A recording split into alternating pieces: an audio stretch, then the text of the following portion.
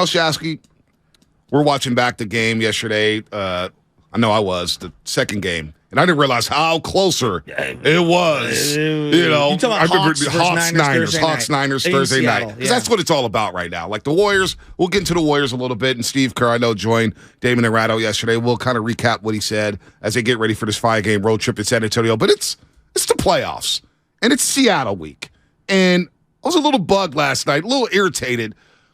But just, everybody wants to talk about the offseason and where Trey's going to be and where Justin Fields is going to be and what about Brandon Ayuk's contract extension. I'm like, I do not care. Pete Carroll, DK Metcalf, Tyler Lockett, and those damn Seahawks are coming to town. Yeah. You know what, Jessica? I did some radio in Seattle yesterday, and they're quietly confident. They keep saying, what's going to happen if Brock's in a 13-13 game in the fourth quarter? What's going to happen if the ball is wet? What's going to happen if it's raining all day long? They are very, very confident up there in Seattle, thinking they're going to come down here, snap the 10-game win streak, and end the Niner season.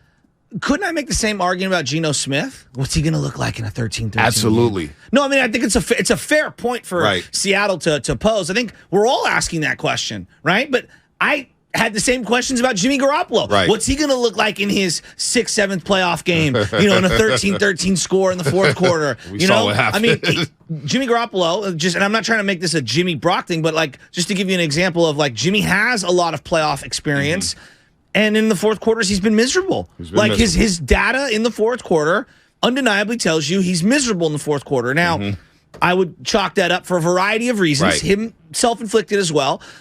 Defenses that they're playing are better in the playoffs. Right. This Pete Carroll thing, though, this weekend, he's an all-time legend. And I think about guys like Jeff Fisher, even though Jeff Fisher's not on his level, Pete Carroll, these old Grizzly coaches toward the end of their career, Belichick's another one. Right. They usually bring a couple of tricks in a game like this where they might feel that their personnel is outmatched. Right. They bring something to the table in terms of a fake punt, a flea flicker play. Travis Homer last year. Exactly. That's a good call. I got to give Pete Carroll credit because if you go back to the history of him versus the Niners, when he's felt that he's had the better team, he just runs it down your throat and he plays very conservative. Very aggressive, but conservative offensively, aggressive defensively, forcing you to do things you don't want to do. When he's the underdog like last season, Travis Homer, third play or fourth play of the game, we're going to go right up the middle as the Caton's guy, the up back on a punt team, and go 70-plus yards for a touchdown. In 2019, when they came to Levi Stadium, I think that he looked at the Niners like, wow, they're really, really good. He went for it on fourth down multiple times in kind of odd situations where maybe you wouldn't necessarily do that because he knew he had to put the pedal to the metal to try to beat the Niners. They ended up winning that game in overtime. So I just look at someone like Pete Carroll, and he's got nothing to lose. I look at Geno Smith, and I say to myself, this is a legacy type of a game, even though Steiny hates those things. If you're Geno Smith, as much as we're focused on Brock Purdy, Geno has millions of dollars riding on if he could just show he's a gunslinger in a game like this. This is a legacy game. No, I'm not trying to make fun of Steiny. No, it isn't. No, it's a legacy game. It's an important game for him. It's a legacy game for a lot of people. Yeah. These are all legacy games in the playoffs. I agree with that. Everybody, like Cincinnati playing Baltimore, it's a legacy game. It is. Baltimore, Buffalo, Miami. Jacksonville Chargers, you're telling me Justin Herbert? Oh, man. This is massive for Justin Herbert. I think if they lose, the Chargers, you can make an argument Brandon Staley needs to go. And Sean Payton, hire him? I'm just, for example, just to give you an example. It's a big game. That's a huge game for Justin Herbert. That's a huge game for Keenan Allen. It's a huge game for Khalil Mack. I know. Khalil Mack hasn't been in this spot in a long time. About that. You know what I'm saying? I didn't even think about that. Like Derwin James Jr. Yeah. That's a huge game. So I believe in legacy games. DK Metcalf believes this is one of the biggest rivalries in all of football. Hear what DK had to say about Niners-Hawks. It's a tough matchup always. They're probably one of our, in my mind, I think, biggest rivalry. But for this season, it's going to be our third time playing them. So all I know is it's going to be hard to beat a team 3 times. So, I'm looking forward to the matchup. I know the defense is going to they're going to come ready. I know the offense is going to be ready. I know we're going to be ready. So I'm just looking forward to the matchup. You see DK caught himself there. He wanted to say it's hard to beat us 3 times. And he kind of stopped for a second, split second, said it's hard to beat a team 3 times, but he expanded on that, Shasky. Here's what DK had to say. I mean, I'm just saying that in general. It's hard to beat anybody 3 times. But for us, it's the playoffs, and the stakes are higher, this time, and it's win or go home. So I think, we're going to they're going to get our best shot for sure. So I heard you on a pregame show with Joe Spadoni doing a great job, and we always know you're worried. That's who you are, Shaska. You get a little worried, get a little nervous. I try to have healthy fear for the opponent because, because look, if we just go into you used to get on me for having healthy fear about McVay all the time. Well, you know that appropriate fear. I agree. But you do get worried. But I get it because look, there's a reason. Like they haven't won in 30 years, so this thing like you always worry. Well, yeah, because only one team can win, and it feels like it's the same quarterbacks or coaches who end up winning all the time in the playoffs because it's really, really, really hard. And I don't think people understand how difficult it is. Look, I would love for them to be a Disney movie, Invincible. Oh, we're going to win it all. Right. But like, you have to also appreciate what the other team. DK Metcalf's a great example. Monte, I love Deebo Samuel. I think DK's a better, more complete football player right now than Deebo Samuel. He is. That's not a knock on Deebo. I just love DK that much. You know he's one of my favorite players in the league. DK should have been a first-round pick. He could have been a top 15 pick. But it's 3-cone. Right. Remember that? Yeah, no doubt. Cone. I don't get why DK fell where he fell in the NFL draft. I just don't get it. But DK, he's a guy that you should be able to... You should be worried about it. Now, he doesn't line up in the slot, right? I'm watching the game yesterday, and I said, okay, Charvarius Ward is all over him. But that was the game. That was a great That was the game where Charvarius Ward, and I can't remember the last 49er. Maybe it was Carlos Rogers, maybe. I don't remember him moving around a lot. I remember where Victor Cruz started cooking him, and it was like, yo, you need help. Yeah. He started doing the salsa on him in the NFC title game. Charvarius Ward followed DK everywhere. Now, will he follow him into the slot and become a nickelback? Maybe that's Jimmy Ward. But I do worry about the deep ball. And DK Metcalf can get deep on you. We've seen him get deep on the Niners multiple times over the course of his career. And that's the one area, Shasky, that I get concerned with if Geno does have time. Yeah. And Seattle's in that situation, as you were pointing to, about Pete Carroll saying, you know what? They're the more talented roster. They're at home. It's raining. They're more physical. You know what? Let's roll the dice and let's throw 7 deep shots against the secondary. They all watched the film. They've seen what happened in the last 5 weeks against the back end of this 49er secondary. Now, they cleaned it up later on against Arizona, but early in games, teams are taking deep shots and they're converting them. And so that's why I'm thinking Seattle, Geno, and them, they're going to say, you know what? Screw it. DK, go run a fly route. We're going to throw it up there, go high point the football, and that worries me. Well, I hear you on that. And the thing I keep thinking about is everyone's it's going to be raining, so it's a run game. And I'm thinking, the run game, I get what people are going. To me, when I hear rain, I think back to week one. Was our pass rush as effective as it normally is in the sloggy conditions? No, it wasn't. Right? And so early on it was. But the rain kept going, the track got sloppy. Exactly. And so I was thinking about that NFC Championship game in 2011, January of 2012, when they faced the New York Giants. The Niners had the better pass rush, right? They got the Eli, though. They did, but they were just a step slow because of the slippery conditions, and it was wet. And what ended up happening, it was one of those games where sneakily, Eli did kind of throw the ball a lot in that game. He threw the ball a lot in that game because they couldn't run the ball. Exactly. They couldn't run the ball at all. That front seven was ferocious. And that's why I worry about these wide receivers. Yeah, and I'm thinking about it. I just think but they don't have Eli. I think Geno. I hear you. And that's the game for me. That's the game. Eli for just saying. Yeah. That's the game to me that I knew Eli was next level because he threw so many nice balls away and lived to see another down without taking a 5, 7, 8-yard sack. And Eli, he got beat up in that game. I remember Romanowski. I actually listened to the Jim Rome show the next day because I was so depressed. And Romo came on, and Romo just goes, the 49ers, Jim, they got boar hunters. They kicked Eli's ass yesterday, and they still lost the game. But to your point, if you could take shots. Geno took shots. Great point, Bill. Great point, Bill. Interview of the year. Rack them. Clone them. Sean and Palaverde says that's awesome. But that's part of the smack off. Lubin Field, right? Up there at Lubin Field on that Thursday night game where the Niners clinched the NFC West. It was a hat and T-shirt game, of course. Geno did get hit a lot. And he got rid of the ball quick. The Niners were swarming everywhere. That was Drake Greenlaw where he was just popping everywhere. First play of the game, he's making plays. He's popping dudes left and right. Hopefully his back is right because they need him in a game like this. But I do, to your point, with who does it benefit? Does it benefit DBs? Does it benefit linebackers? Does it benefit the offensive line with the wet track here? And we'll see how Levi's holds up. Levi Stadium holding up on a wet track. Yeah. Did you see the field? They had the air, what did they have? Fans on the field. Yeah, but I thought that the grass looked great for the Arizona game. When I was watching the Niners Stadium, it looked like they had put in new turf. I don't have anything to say that they did, but the grass did look really good. Oh, that red paint's going to look good, too. It's going to be glistening.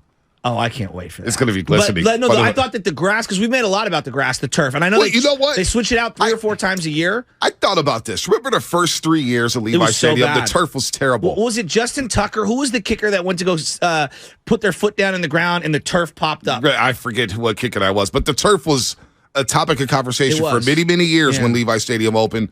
For the last 4 or 5 years, I've heard nobody talk about the grass.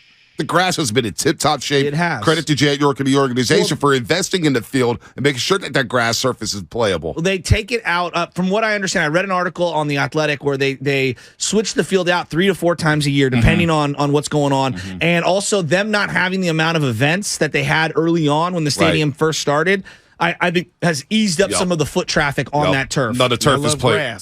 The turf is playing well, by the way. Kuru and the Cowboys or Herb ever said the Cowboys aren't a grass team. What the hell is this pro football, dude? By the way, Christian McCaffrey, NFC Offensive Player of the Month. NFC Offensive Player of the Month. About McCaffrey? Hold on. One second. Brock Purdy, Offensive Rookie of the Month. Oh, wow. In December, January. So you got Christian McCaffrey, Offensive Player of the Month, and you got Brock Purdy, Offensive Rookie of the Month. Is that the first Niner Offensive Rookie of the Month? Offensive. Ever? Well, it's kind of a newer award. They didn't do that in the 80s. I remember. I can't recall an offensive rookie. It's been a long, long time. That's what I'm saying. Like, Vernon Davis was not elite his rookie year, nor Michael Crabtree didn't play the first 5 weeks. Debo didn't get enough touches his rookie year. Not really.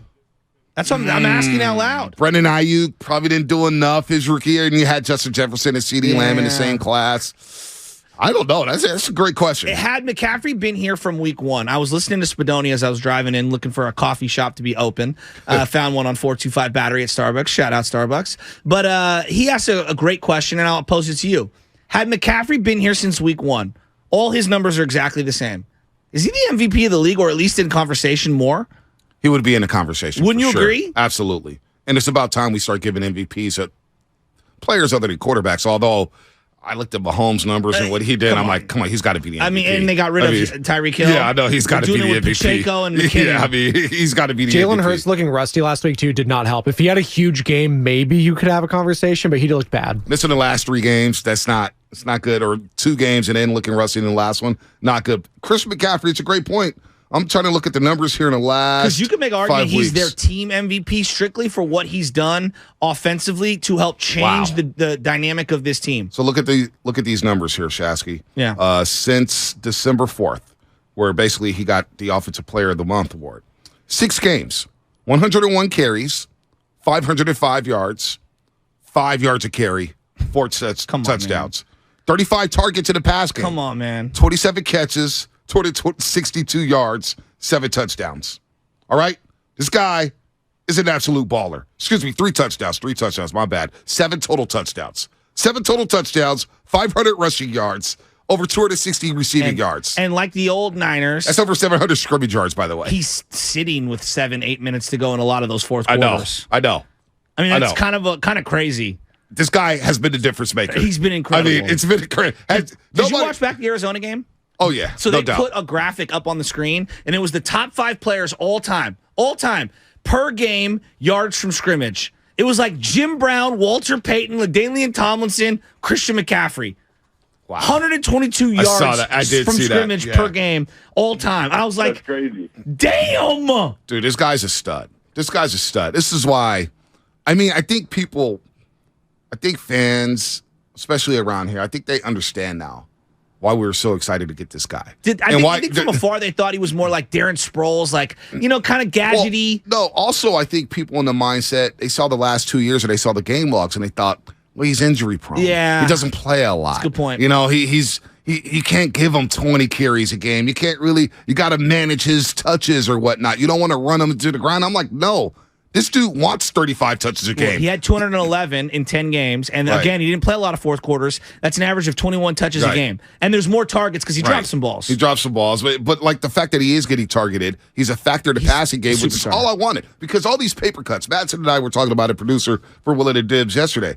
And we're in a room and I'm saying, on first down, you don't have to just think about the NFC title game where the Rams had 8 in the box, 9 in the box, so Eric Weddle jumping down. The whole game. And they knew the Niners, they want to run the ball on first down. And how many second and longs did the Niners have in that football game? A lot.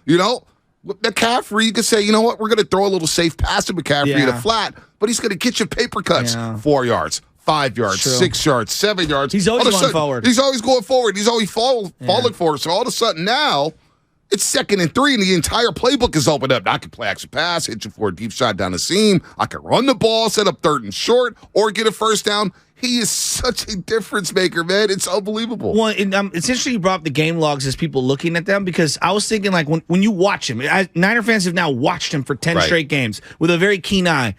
Toughness is one of his best attributes. Oh, he's a tough, right? Wouldn't you agree? Yeah, no doubt. Like he's not one of those like frail. Like I like Mostert. You know, I was a big Mostert fan. Mostert, like a Ferrari, every little nick he's in the shop. Yeah, all the time. And I love he's got a broken thumb now. What? He's got a broken thumb now. I know, and I love Mostert, but like it always felt like he was one touch away from being on IR. Like I'm watching McCaffrey, and again, you could say, oh, but Joe, the game logs speak for themselves. He was with an organization that did what the Arizona Cardinals did last week, which was shut everyone down. Right, everyone. So I just think we've underrated his toughness. He's only had more than 19 carries with the Niners once. He had 26 carries in that Seattle game on that Thursday night football game. Which was a guts to have a game. And it was a short week. Remember going into that week, it's like, you don't want to run McCaffrey into the ground. It's a short week. And it was like, no, we're going to give him the ball more in this football game. And he set the tone of that game alongside George Kittle. Shasky, I feel good about this playoff game. I do feel good about it because the Niners are the better football team. But there's 2 areas that concern me. The deep shots down the field against the back end of the 49ers secondary. Deommodore Lenoir, where is he at? When DK lines up in front of him, where is he at? Are you going to send help over the top? This Sean Gibson, he's been solid this year for the 49ers. Is he good enough to help out Deommodore Lenoir deep? And then the Brock Purdy factor. We just don't know. I know. These are the playoffs. I've got one X factor. To me, this is the game where I want to see what Shanahan, because this is where all the marbles are made. What does it look like? Christian McCaffrey and Deebo Samuel on the field at the same time. Can Deebo Samuel get back to being the X factor type of a guy? Because we know what McCaffrey's going to bring to the table. Right. To me, the unknown is, what does Deebo look like when we really want to employ him and win a game, and there's nothing to lose because there's no game next week if you lose? Yep. What does it look like with Deebo and McCaffrey? Because I feel like the Deebo explosion game is coming. It has to. And this is the first time Seattle's defense is going to have to face a 49ers offense with George Kittle, Deebo Samuel, and Christian McCaffrey on the field at the same time. Remember, week 2, there was no Christian McCaffrey, there was no George Kittle. The Thursday night game, when the Niners clinched the NFC West, no Deebo. Yeah. Now they get the full arsenal, and you have an ascending Brandon Ayuk. And Purdy had the oblique. Yeah, the oblique. Yep. You know, it's hard to look past that. I don't think he threw until the hotel, like, before the game. We're going to have Joe Davis come on, the voice of Fox Sports. He did a great job this year. His first World Series as the lead voice of Fox Sports during the World Series, of course, baseball. Joe Davis, the voice of the Dodgers, but he's also calling this playoff game alongside Moose Johnson. He's going to join us in about 25 minutes. 25 minutes here in the Morning Roast. Today we got Dick Fan coming up, KJR up in Seattle to get their perspective up there in Seattle, Seahawk land. And I want to ask you, there's a couple questions I want to ask you. We're going to do this all day long, but what made you hate the Seahawks? What was the game that made you hate the Seahawks? I'm going to go way back in the time machine. I got something way back in the time machine, too. It didn't start with the Legion of Boom. I'll tell you that one. No, it did not. I'll tell you that one.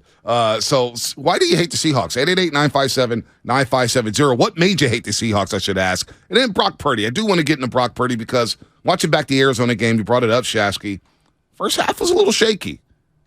And I don't think a lot of people were talking about that. Am I kidding? I'm not trying to throw shade. Fonte, I said it on Monday. The first half gave me great pause, and then he rebounded and looked very rhythmic, and they started rolling. But there were some things that I saw early on, especially where he was trying to scramble where there was no play. It's like, hey, look, bud, you can't make a loss even worse than it is. Sometimes you just need to go down. And I worry that he thinks he's a little more athletic than he is, and that might end up costing him. You got to know your limitations, especially in playoff games.